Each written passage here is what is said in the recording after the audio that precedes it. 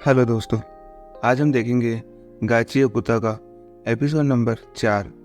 तो पिछले एपिसोड में हमने देखा कि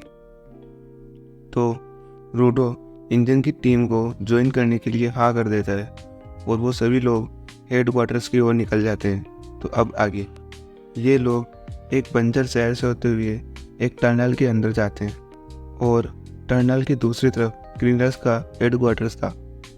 जाते ही इन्हें एक सैम्यूल नाम की लड़की मिलती है। हमें जो लोग गाड़ी में दिखे थे ऊतो और चनका, वह दोनों अभी के लिए रूडो को छोड़कर बाहर चले जाते हैं।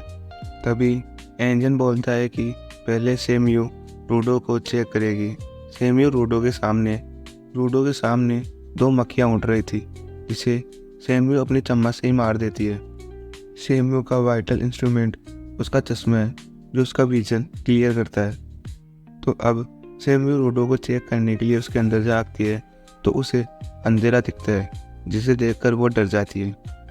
पर वो इंजन से कहती है कि इसका शरीर बहुत स्ट्रांग है, इसलिए हमें इसे ज़्यादा ट्रेनिंग देने की ज़रूरत नहीं है। इसे इसके वाइटल इंस्ट्रूमेंट की पावर को यूज करना सिखाना होगा। और भी कुछ था, पर सेम्यू इन्हें नहीं बताती है और पूछती है कि तुम्हारी गर्दन पर पोटी कहाँ से आई। ये सुनकर तो इंजन हंसने लगता है और कहता है इसीलिए इसके पास मक्खियाँ उड़ रही थी। इसके बाद रूडो इंजन को बॉस के पास ले जाने लगता है, पर वो समझ आता है कि सेम्यू उन्हें कुछ तो छुपा रही है। तभी रास्ते में इंजन उसे बताता है कि हमारी टीम में टोटल 100 क्लीनर्स हैं, जिन्हें 3 हिस्सों में बांटा गया है, कॉम्पिटेंट्स, सेल्टिनेंट्स और सपोर्टर्स। पर सभी अपने अलग अलग मिशन पे जाते हैं, इसलिए वो कभी एक साथ नहीं मिलते। वो एक कमरे में जाते हैं, पर वहाँ पर बहुत सारे लोग थे, इसीलिए इंजन दरवाज़ा वापस बंद कर देता है। फिर वो बॉस के कमरे के पास जाते हैं तो रूडो उससे पूछना चाहता था कि ऊपर कैसे जाएं, पर इंजन उसे बताता है कि यहाँ कुछ भी फ्री नहीं मिलता।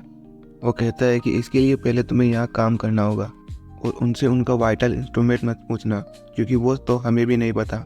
जब वो दरवाज़ा खोलते हैं तो उन्हें वहाँ सेम्यू मिलती है और वो कहती है कि बॉस किसी काम से बाहर गए हुए हैं। ये सुनकर रूडो गुस्सा हो जाता है, क्योंकि वो तो बॉस से बात करना चाहता था। तभी वहाँ पर रियो आती है और कहती है तुम हमारे साथ काम पर चलो जब तक कि बॉस न आ जाए।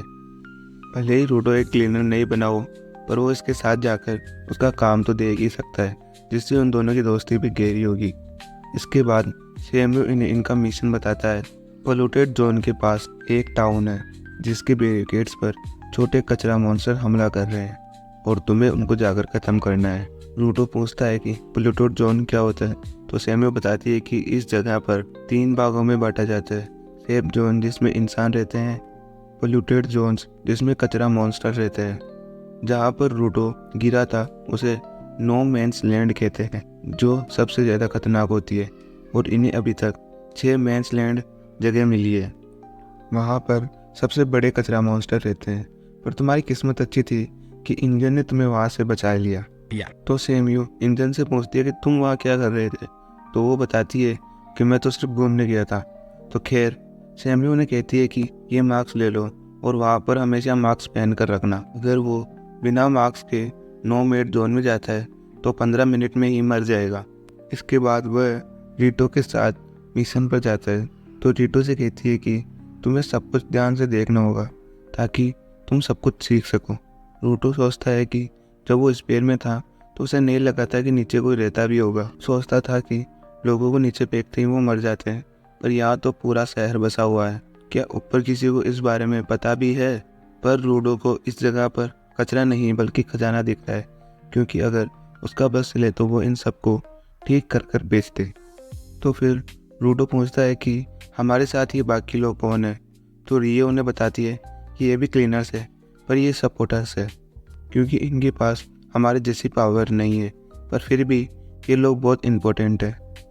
तभी एक आदमी रूडो से हाथ मिलाने आता है और रूडो का हाथ ही पिचका देता है। तो रियो से बताती है कि यह आदमी, इसका नाम ग्रिप्ट है और इसके हाथों में इतनी ताकत है कि ये मॉन्स्टर की खाल को भी तोड़ सकता है। रूडो सोचता है कि उसे मिशन को ध्यान से देखना होगा ताकि वो ज़्यादा से ज़्यादा सीख सके। तभी बैरिकेड्स की तरफ से ढेर सारे कचरा मॉन्स्टर आ जाते हैं जो बकरी के जैसे दिख रहे थे। इतने मॉन्स्टर को देखकर रूडो डर जाता है, पर रियो कहती है कि चिंता मत करो, ये बहुत कमज़ोर और स्लो है। ये बकरियां तो बैरिकेड पर डेंट भी नहीं मार सकती। रूडो समझ जाता है कि ये किसी जानवर की तरह दिखती है और जानवर की तरह ही व्यवहार करती है। तभी यहाँ पर बड़े बेड टाइम के मॉन्स्टर आ जाते हैं जो बैरिकेड को तोड़ने की कोशिश करते हैं। तो रूडो रियो से कहता है कि कुछ करो, तो रियो कहती है कि चिंता मत करो, सब कुछ ठीक है। ये लोग हमसे बस थोड़े से ही स्ट्रॉन्ग है, तुम देखते रहो, हम इन्हें तो बड़ी आसानी से हरा देंगे। फिर हम वापस जाकर तुम्हारे लिए एक वेलकम पार्टी भी रख सकते हैं। रूडो सोचता है कि रियो इतनी चिल कैसे है, उसे तो बिल्कुल भी डर नहीं लगता। तो पापा की परी कहती है कि यहाँ पर जिंदा रहना है तो अपना सिर ठंडा रखना सीखना होगा। तो हमारा लौंडा सोचता है कि मैं भी अब बिल्कुल चिल रहूँगा। तभी एक बड़ा सा मॉन्स्टर बैरिकेड तोड़ देता है, जिसे देखकर रूडो डर जाता है, लेकिन वो शांत रहता है। तभी रियो कहती है कि मैंने आज तक इतना कमाल का मॉन्स्टर नहीं देखा। तभी रियो अपनी जेब से एक कैंची निकालती है और लगता है कि इसका वाइटल इंस्ट्रूमेंट है, और उसी खेती से वो मॉन्स्टर को मारने लगती है। तो ग्रिस उसे बताता है कि वो इसका वाइटल इंस्ट्रूमेंट है, जिसका नाम रीबर्थ था। पर जैसा कि लड़कियों का दिमाग घुटनों में होता है, तो रियो उसे हाथ की बजाय पैरों से चलाती है। रूडो सोचता है कि भले ही वो सिर्फ यहाँ देखने आया है, पर उसे चौकन्ना रहना होगा। तभी एक भेड़ उसके पीछे से हमला करने वाली थी, पर ग्रिस आकर उसे बचा लेता है।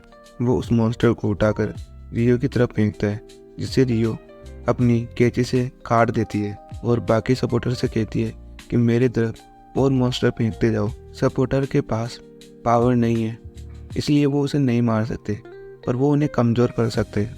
फिर वो उसे रियो के पास फेंक देते ताकि रियो उन्हें बड़ी आसानी से मार सके। रियो और वो सपोर्टर मिलकर सभी को मार देते। बस एक बड़ा वाला मॉन्स्टर बाकी था और रियो उससे लड़ने लगती है। पर तभी एक छोटा मॉन्स्टर पता नहीं कहाँ से आता है और एक सपोर्टर पर हमला करता है, लेकिन रूटो उसे बीच में आकर बचा लेता है। रूटो कहता है कि मुझे भी तुम्हारी मदद करनी पड़ेगी, मैं किसी के ऊपर बोझ नहीं बनना चाहता। तभी उसके हाथ में जो डंडा था, वो डंडा ट्रांसफॉर्म होकर एक पिंजरे की तरह बन जाता है। रूडो को समझ में नहीं आता कि ये उसने कैसे किया। वो मॉन्स्टर अपने दांतों से इसे तोड़ने वाला था, पर तभी रियो यहाँ आकर इस मॉन्स्टर को मार डालती है और फिर रूडो की तारीफ करती है कि तुमने किसी की जान बचाई है। तभी ग्रीस उससे पूछता है कि क्या उसने बड़े वाले मॉन्स्टर को मार दिया। तो रियो कहती है कि मैंने उसके 2 टुकड़े तो कर दिए थे, पर फिर भी वो ख़त्म नहीं हुआ। ये बात बड़ी अजीब थी कि ये मॉन्स्टर वाइटल इंस्ट्रूमेंट से भी नहीं मर रहा था, और कचरा मॉन्स्टर किसी जानवर की तरह होते हैं, तो 2 टुकड़े करते ही उसे मर जाना चाहिए था। तो रियो सोचती है कि अब वो इस मॉन्स्टर के इतने ज़्यादा टुकड़े करेगी कि ये मॉन्स्टर वापस खड़ा ही नहीं हो पाएगा। ग्रिस कहता है कि ये नए तरह का मॉन्स्टर है, हमें इसकी रिपोर्ट करनी चाहिए। ये कहकर वो वहाँ से 9 तो 11 हो जाते हैं। तो रूडो पूछता है कि बताओ मैं क्या करूँ, पर वो कुछ नहीं बोलती और मॉन्स्टर से लड़ने लगती है। वो इसके सिर के बाल काटती है, तो उसे दिखता है कि उसके सिर के अंदर कुछ चमक रहा है। वो मॉन्स्टर अब पागल हो जाता है और उसका एक अटैक रूडो को भी आ लगता है। तो रूडो कि मुझे तो उस कमीने को मारना है जिसने रेक्टो को मारा है, और स्पेयर में रहने वाले सभी लोगों को सबक भी सिखाना था, पर मैं तो अपनी पावर को ही समझ नहीं पा रहा हूँ, मैं यूजलेस हूँ। तभी ग्रिस रूडो का हाथ पकड़ लेता है और उसे लेकर भागने लगता है, और रूडो को मोटिवेट भी करता है कि वो इतनी जल्दी हार ना माने। फिर रियो को मॉन्स्टर का वीक पॉइंट मिल जाता है जो कि उसमें सिरका था, तो वो वहीं पर अटैक करती है। मॉन्स्टर धूल बनकर उड़ जाता है। रियो बताती है कि उसने इस चीज़ पर अटैक किया जिससे वो मॉन्स्टर मर गया, ये उसका पावर सोर्स था। ये चीज़ एक चाकू थी, यानी कि ये किसी न किसी का वाइटल इंस्ट्रूमेंट था, लेकिन ये इस कचरा मॉन्स्टर के अंदर कैसे गया, ये तो मुमकिन ही नहीं है। तभी हम देखते हैं उस आदमी को जो रूडो को पकड़ना चाहता था। ये खुद को एक बंद कमरे में पाता है जहाँ पर एक बूढ़ी वाला शख्स बैठा हुआ था। वो इससे रूडो के बारे में पूछने लगता है कि जो लड़का ऊपर से आया था वो अब कहाँ है। तो ये एपिसोड यहीं पे ख़त्म होता है। अगर आपको अच्छा लगा तो इस चैनल को सब्सक्राइब कर देना और बेल आइकन को ऑल पे सेट कर लेना ताकि अगली वीडियो आपको जल्दी मिल सके। अगले 3 से 4 घंटे के अंदर मैं नेक्स्ट वीडियो अपलोड कर दूँगा। धन्यवाद।